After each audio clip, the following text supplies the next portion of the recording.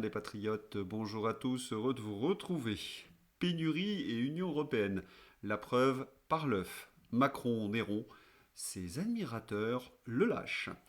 Et les tracteurs de retour à Paris. Avant de traiter ces informations et beaucoup d'autres, vous connaissez la coutume sur cette chaîne, je commence toujours mon entretien par remercier ceux qui m'ont permis justement de le produire, car ils m'ont financé à l'aide des merci rémunérateurs. Et aujourd'hui sont à l'honneur des fidèles parmi les fidèles, Marie-Adélaïde, Philippe Bohen, Pascal Béard, Réseau Chandelier et Marie. Merci à eux du fond du cœur. Et puis je tenais à vous remercier pour votre soutien incroyable. Oui, il faut aider la réinformation en ces temps de très graves menaces sur la liberté d'expression. Vous le savez, alors comment faire? Eh bien c'est simple, il suffit de lever le petit pouce, écrire de gentils messages, diffuser sur d'autres réseaux sociaux et puis surtout, n'oubliez pas d'activer votre cloche notification. Merci à tous. Pénurie et Union européenne, la preuve par l'œuf. Et oui, comme à l'époque de l'Union soviétique, les rayons sont vides, on cherche désespérément les coquilles. Dans les rayons des supermarchés, ils ont presque disparu.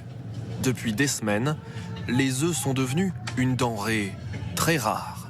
J'ai fait une galette des rois. Les Français consomment de plus en plus d'œufs. Protéines bon marché, les producteurs n'arrivent pas à suivre. Résultat, les pénuries se multiplient. Les normes sont tellement lourdes que la construction de nouveaux poulaillers est longue et fastidieuse en France. Donc, on importe des œufs étrangers. Le gouvernement travaille sur une simplification des normes. Tiens, dans ce pays, on ne peut plus rien faire. Ces lourdeurs administratives sont d'une absurdité absolue. C'est le fameux combo que je dénonce depuis des années. Les normes administratives folles de l'Union européenne, plus la complicité macroniste, eh bien, comme résultat, nous avons la destruction de notre agriculture. Et vous le savez, nous ne sommes plus souverains en matière alimentaire. Et nous connaissons des pénuries régulières. Mars-juin 2022, huile de tournesol, blé, farine. Mai 2022, début 2023, de la moutarde. Été 2022, pois chiches, olives, miel. Octobre 2022, carburant, essence et diesel. Hiver 2022-2023, paracétamol, amoxicilline, œufs, volaille. Courant 2023, riz, pâtes, papier toilette. Fin 2023-2024, sucre, pommes de terre, lait. 2024-2025, jus d'orange, beurre, chocolat, cacao. Et 2025-2026, les œufs. La responsable, mais pas coupable, selon l'expression consacrée, Annie Genevard accuse ni plus ni moins les Français d'être responsables de ces pénuries. Pénurie 2, il faut que les Français acceptent qu'on construise des poulaillers, plaide la ministre de l'Agriculture. Annie Genevard raconte encore une fois n'importe quoi, il va falloir un petit peu la corriger. Ce ne sont pas les Français, Madame la Ministre, qui ne veulent pas de la construction de nouveaux poulaillers. Ce sont vos alliés, oui, les quelques excités gauchistes escrologistes dont vous mendiez les voix à chaque élection. Quant aux contraintes et aux normes, c'est vous qui les avez mises en place, en tout cas la Macronie, soit par soumission à Bruxelles, soit par idéologie. C'est hallucinant. Un petit rappel. Vers une promulgation de nouveaux décrets de la loi du plomb. Le riche encadrement normatif de la filière des œufs entraîne aussi la multiplication des recours juridiques contre l'installation de nouvelles exploitations. À ce titre, Annie Genevard déplore que 4 projets soient actuellement retoqués par la justice. Une situation imputable à la mauvaise perception des poulaillers qu'ont des Français. Non, pas qu'ont des Français, les gauchistes, escrologistes. Selon la ministre, il faut que les gauchistes acceptent qu'on construise des poulaillers. Pour certains d'entre eux qui connaissent mal le sujet, gauchistes donc, le poulailler est un lieu où on maltraite les animaux. En réponse, la ministre de l'Agriculture a annoncé que les dispositions de la loi du plomb relatives au ICPE, installation classée pour la protection de l'environnement, seraient promulguées avant la fin du mois de janvier. Ces dernières sont destinées à rationaliser les normes applicables à certains élevages. Cela mérite une petite explication. Les macronards, via l'Union européenne, accablent les paysans de normes, rendant leur vie impossible. Que de deuil, que d'exploitations en faillite, ou qui disparaissent. Et pendant ce temps-là, eh bien, la concurrence prospère. Si j'ai bien compris la logique gauchiste sur la loi du plomb, importer des produits de voisins européens qui utilisent des pesticides. Produire en France les mêmes produits avec les mêmes pesticides, impossible. Et ils sont plus d'1 million à avoir signé cette pétition. La France s'est fichue avec de tels guignols. Cette gauche veut détruire l'agriculture française, le reste n'est que du blabla. Je rappelle que l'usage de ces pesticides en France est raisonné, contrairement à la concurrence étrangère. Donc tous ces gros malins européistes et gauchistes détruisent nos filières raisonnées pour importer par la suite des produits pourris, dangereux, bourrés de pesticides. Rappelez-vous l'épisode de la noisette cet hiver. Dans tous les partis patriotes, on milite pour le localisme, une agriculture raisonnée. Mais pour cela, vous connaissez la condition, il faut protéger nos paysans de la concurrence déloyale. Et là, le gauchiste bug, car cela signifie... Vous voyez ce que je veux dire? Si, Florian Philippot. Ça devient absolument massif. En une seule journée, 70 drapeaux européens, oui, ont été retirés des mairies du département de Loire, du Loir-et-Cher. Le phénomène s'amplifie jour après jour. Le torchon bleu à étoiles disparaît des mairies françaises à mesure que le Frexit grimpe dans les cœurs et les consciences. Il n'est donc pas possible d'avoir une agriculture saine, bonne pour la santé de nos enfants, de nos anciens, dans une Europe du libre-échange. Tous ceux qui vous racontent le contraire, mentent, c'est du blabla. Nos paysans manifestants ont obtenu de belles victoires. D'abord, en alertant la population sur les dangers de cette nourriture brésilienne, ensuite en obligeant les distributeurs à s'engager. On n'en achètera pas. La grande distribution française ferme la porte aux produits importés du Mercosur. C'est une grande victoire pour les agriculteurs. Et oui, qui a envie d'une viande bourrée d'hormones féminines? Virginie Joron nous avait alerté en novembre 2024. Personne ne contrôle au Brésil si les bovins sont élevés à l'estradiol. Et oui, des hormones féminines. Mais attention, la victoire pourrait être de très courte durée. Méfions-nous de ces grands patrons de la grande distribution, qu'appelant les produits alimentaires transformés, n'ayant pas d'obligation d'indication d'origine des ingrédients, du fait du lobby innommable de l'industrie agroalimentaire, toutes ces enseignes de supermarchés vendront des produits comportant de la viande sud-américaine. Je rappelle en effet que tous ces produits transformés sont innommables. Le ministre de la Santé américaine Kennedy les pointe du doigt. Oui, il y a trop de sucre, les produits d'origine douteuse, avec des pesticides, des conservateurs, trop de sel, etc. Tous les médecins donc avertissent, c'est le principal facteur de cancer et autres joyeusetés. Les parents d'élèves devront être vigilants sur l'origine des produits servis à la cantine. Donc, comme à Toulouse, en pleine crise agricole, la ville de Toulouse revendique l'achat de viande 100% sud-ouest pour les cantines. Du localisme, donc, autre succès obtenu par la coordination rurale. Il n'y aurait plus de cas de dermatose bovine en France, selon la ministre de l'Agriculture. Cette maladie peut donc être éradiquée par l'emploi de blocages et de manifestations, 3 fois par jour pendant 3 semaines, et un soutien à 80% des Français pour les agriculteurs. Un traitement bien plus efficace que celui prôné par la ministre. Ah, tiens, vous n'entendez pas? Si, des bruits de tracteurs. Ils sont de retour à Paris ce matin sur le périphérique.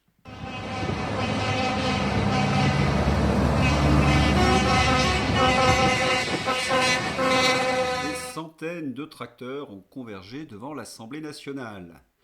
Nos demandes portent sur 3 points principaux, exprime Damien Greffin, président de la Chambre d'agriculture d'Île-de-France, FNSEA, devant les applaudissements nourris des militants réunis devant l'Assemblée nationale.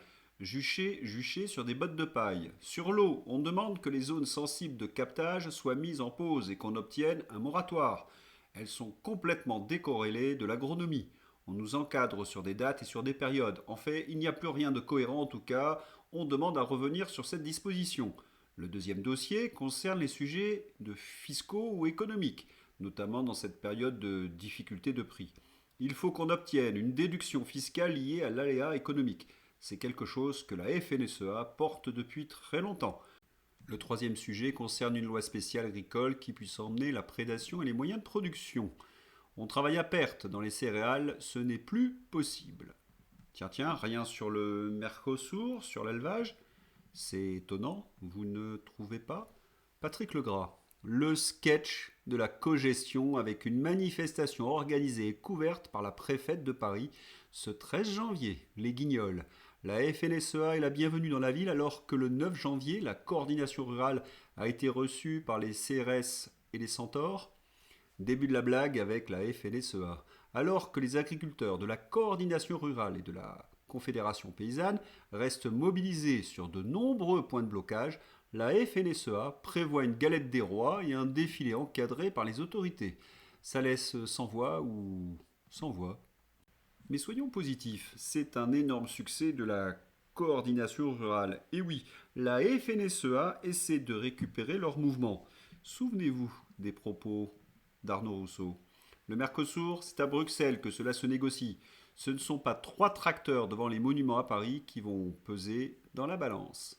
Eh bien, les tracteurs de la FNSEA à Paris prouvent le contraire, Arnaud Rousseau, oui.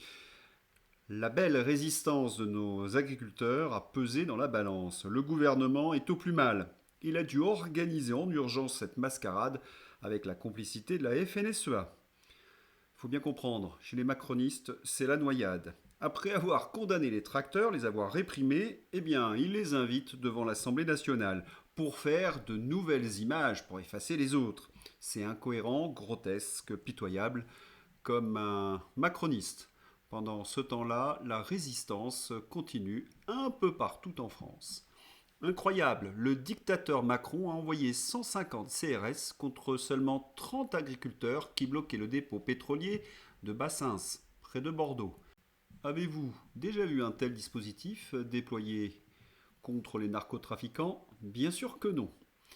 La belle chevauchée sur Paris, la vraie, celle de la coordination rurale, a donné des idées à tous les agriculteurs en Europe, en Irlande. Des milliers d'agriculteurs irlandais manifestent contre l'accord commercial du Mercosur. L'Europe ne devrait pas externaliser notre sécurité alimentaire vers l'Amérique du Sud. Nous avons été incroyablement naïfs en Irlande, en mettant les intérêts de l'Europe avant ceux de l'Irlande. Et dans la foulée, les agriculteurs irlandais militent pour un Irexit, la sortie de l'Irlande de l'Union européenne. Retour à Paris devant l'Assemblée nationale. Devant l'Assemblée nationale, des agriculteurs appellent à l'union des syndicats, FDSEA, Coordination rurale et jeunes agriculteurs. Avec ou sans Arnaud Rousseau et autres européistes.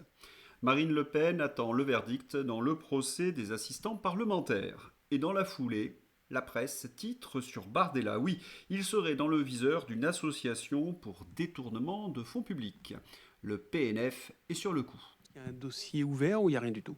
Il y a une analyse en cours, en tout cas, sur les éléments dont nous avons été saisis en lien avec le parquet européen. Ça veut dire quoi? Et c'est-à-dire que nous étudions les éléments de façon à identifier qui doit faire quoi, et en l'espèce aussi, première analyse juridique sur les éléments qui nous sont dénoncés. Mais pour vous, il y a les premiers signes d'une... J'ai déposé contre l'association d'extrême gauche, AC Anticorruption, une plainte pour dénonciation calomnieuse sur cette affaire dans laquelle je n'ai rien à me reprocher. Mais je dois dire que le calendrier judiciaire est étonnant. C'est certain, Marine Le Pen attend le verdict donc. Le Rassemblement a déposé une motion de censure et les municipales ne sont plus très loin. Je rappelle, contre Macron et les socialistes, il faut rendre coup pour coup. Des affaires, il y en a à l'appel, contre eux. Virginie Joron est également dans la tourmente. Virginie Joron figurerait sur une liste noire. Réponse de Virginie Joron.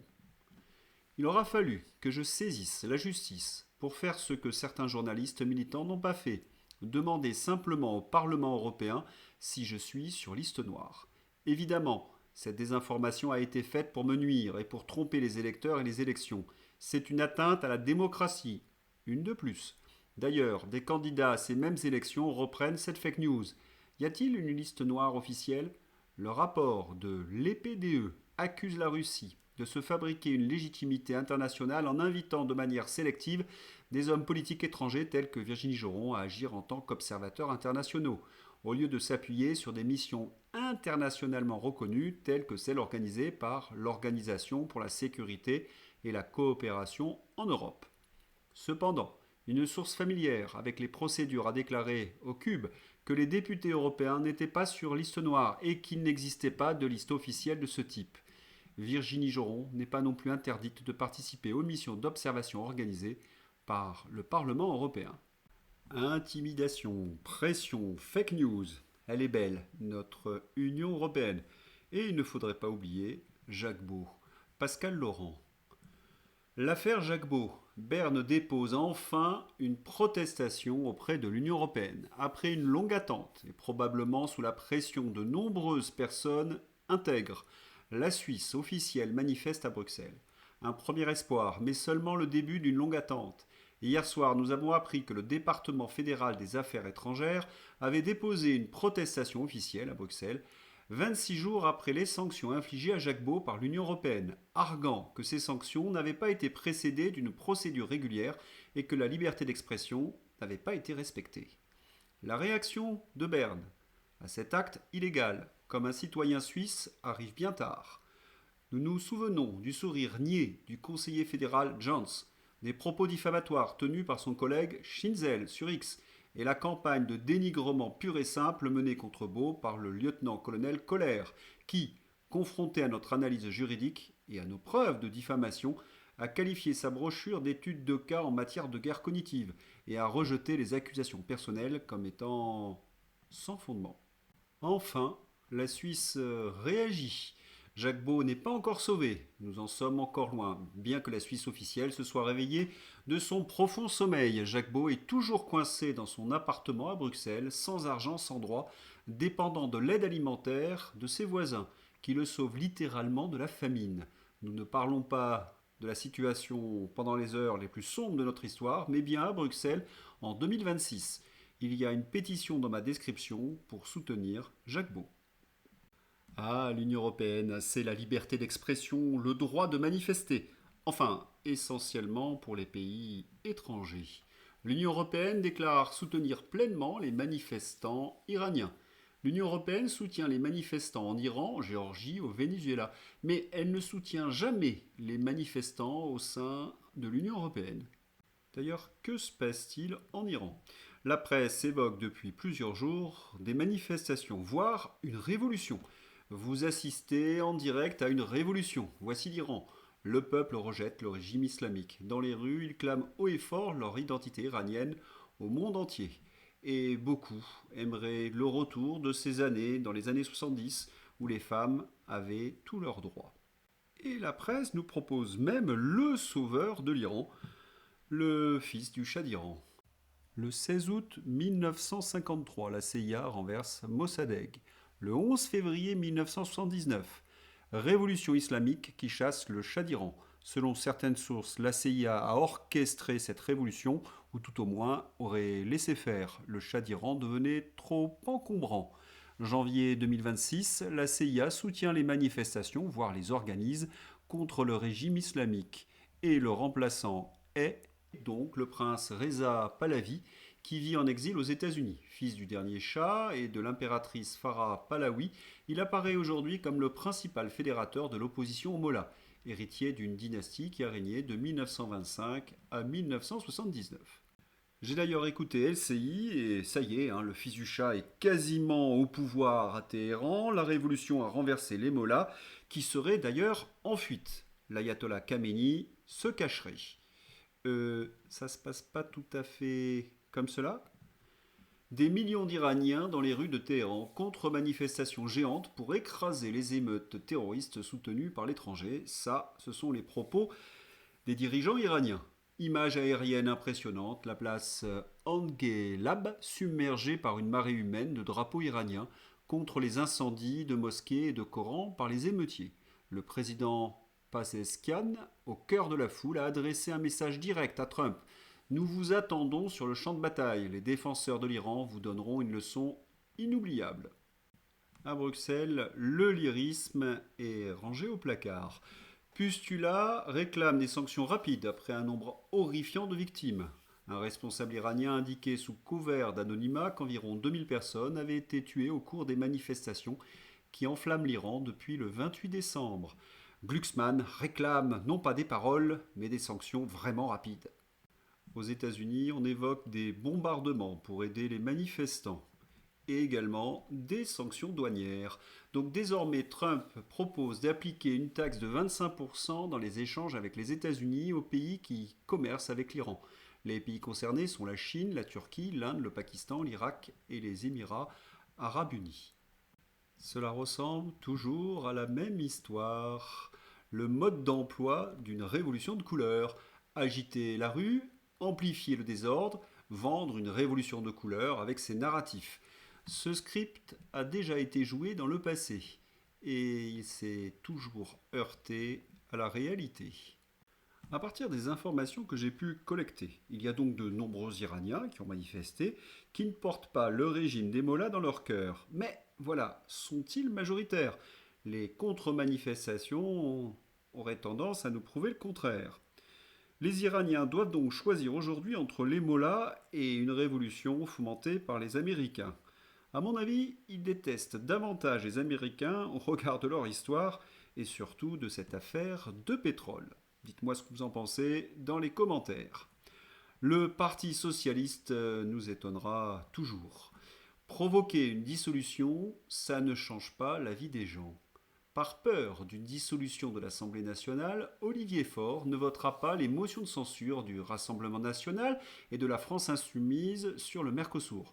Comme tous ses camarades députés au Parti socialiste, il gagne 3 fois le salaire médian net et plus de 4 fois le SMIC par mois en France, sans compter les avantages liés.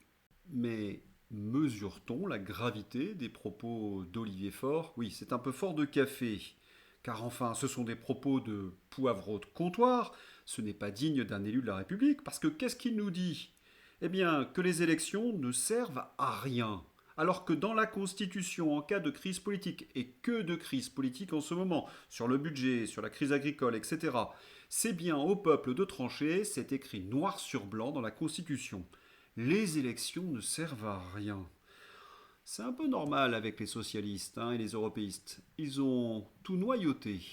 Didier Maisto. Chaque fois qu'une motion de censure se profile, hop, les macronistes sortent la carte miracle pour acheter les socialistes. Najat Vallaud-Belkacem à la Cour des comptes et aujourd'hui le Haut Commissariat à la diversité avec de vieilles gloires socialo. Ça se voit, Olivier Faure, que vous êtes acheté. Le cauchemar n'en finit plus avec le poudré et ses idées débiles. Question, ils sont où les Chinois, les Indiens, les Portugais, les Italiens, les Polonais? Macron a une curieuse notion de la diversité? Non. Oui, que des socialos. Autre magouille qui sert les intérêts du Parti socialiste, la commission sur le sévice public. Charles Aloncle.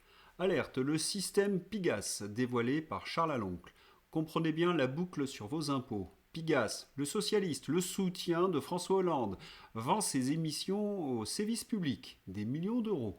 Il se fait inviter avec complaisance, sans que le spectateur sache qu'il est le producteur.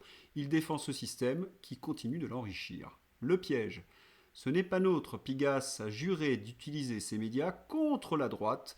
Cette mécanique sert donc à gauchiser toujours plus le service public. Les Français financent donc leur propre endoctrinement. Charles Aloncle dénonce toutes ces magouilles socialistes, eh bien, il faut le faire taire. Après les pressions de Yaël Braun-Pivet sur Charles Aloncle, les esquives répétées des auditionnés et les révélations massives sur le gaspillage d'argent public, on interdit désormais le live tweet des auditions de la commission sur l'audiovisuel public suite à la réunion d'hier. Jusqu'ici, ces tweets sur les auditions représentaient des centaines de millions de vues et permettaient aux Français de découvrir l'ampleur des gabegies et surtout toute cette propagande. Résultat, les pouvoirs publics organisent un blackout pour protéger France Télévisions et les socialistes et ont réussi à suspendre les auditions près d'un mois. Elles reprendront le 19 janvier. Je ne sais pas vous, mais j'ai une question qui me taraude. Après avoir gâté les socialistes, qu'est-ce que Macron va donner aux LR pour acheter leur vote sur la motion de censure? Il y a quelque chose de terrifiant là-dedans. Ce n'est même plus une république bananière, c'est quelque chose de pire, c'est la république sous Macron. À l'étranger, c'est la stupéfaction. Spectacle de M, l'hebdomadaire britannique The Economist signe un édito au vitriol sur l'impasse politique et budgétaire de la France. Le journal tire à boulet rouge sur la France, décrit comme incapable de remettre de l'ordre dans ses finances et bloquée politiquement depuis la dissolution ratée du poudré. Dans la patrie des droits de l'homme, l'instable de l'Élysée aurait dû démissionner. C'est l'incompréhension à l'étranger. Il est le dirigeant le plus détesté du monde. Emmanuel Macron, 11% d'opinion favorable, octobre-novembre 2025. Même ses plus ardents soutiens de 2016-2017 sont en train de le lâcher. Maurice Safran, c'est extrêmement curieux qu'un type aussi intelligent, aussi fort, aussi brillant se soit trompé sur quasiment tous les dossiers. Didier Maisto, il faudra un jour que je comprenne pourquoi tous les médias continuent d'inviter ce type après sa gestion de l'hebdo Marianne. Il faut également rappeler que Maurice Safran, c'était la groupie d'Emmanuel Macron en 2017, le journaliste aux ordres en chef. Bonamy lui rappelle son passé. De l'encensoir au bazooka. Et maintenant qu'Emmanuel Macron, qu'il arrive en bout de course, puisqu'il ne peut pas faire de troisième mandat, justement, vous posez l'encensoir, vous sortez le bazooka, vous le comparez à un empereur qui a quand même la réputation d'être un empereur psychopathe qui aurait volonté... Jean-Loup Bonamy tape dans le mille. À l'époque, tous les merdias, tout le système et tout le microcosme se pavanaient devant Macron et nous le vendaient comme le Messie descendu sur Terre. Ah, Jupiter, l'homme aux 5 cerveaux, le Mozart de la finance. C'est factuel, il suffit de sortir les archives. Bon, c'est pas très compliqué, Maurice Safran et Doménac flinguent Macron après l'avoir ardemment soutenu parce qu'ils ont un autre champion. Mais qui peut bien être ce champion ? Et là, on ouvre la rubrique Fantaisie. Eugénie Bastier, lu dans le livre donc de Maurice Safran et Doménac, Néron à l'Élysée. La psychanalyse sauvage de Macron par François Hollande. Un enfant roi, il a toujours confondu l'Élysée avec les planches d'un théâtre. Un jour, j'ai dit à Sarkozy, toi, tu es un égocentrique, lui, c'est un narcisse. Tous savaient que Macron était un énorme malade psy. Tous ont laissé faire, tous coupables. Du ballet. Vous avez peut-être deviné, mais on reparle d'une candidature de François Hollande. Et Safran et Doménac sont deux journalistes aux ordres socialos. Ils ont soutenu Macron, ils reviennent vers François Hollande. C'est vidéo-gag. Ça tire de partout, au Parti Socialiste. Bérengère Bonte. Gabriel Attal est un pur opportuniste et n'est pas quelqu'un de très reconnaissant. Il a avancé en Macronie après s'être mis en couple avec Stéphane Séjourné, alors conseiller du Poudret. Dans mon oreillette, on me dit que c'est Macron qui est derrière ce règlement de compte. Ça promet 2027.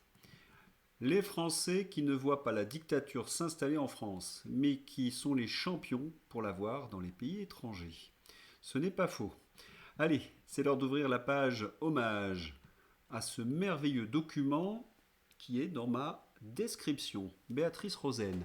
Je suis en train de regarder ce documentaire. Je mets au défi n'importe quel journaliste, mainstream, larbin du système, de l'Union européenne, de me regarder dans les yeux et me dire que ce n'est pas une arnaque totale pire que Madoff qui a ruiné la France et les Français.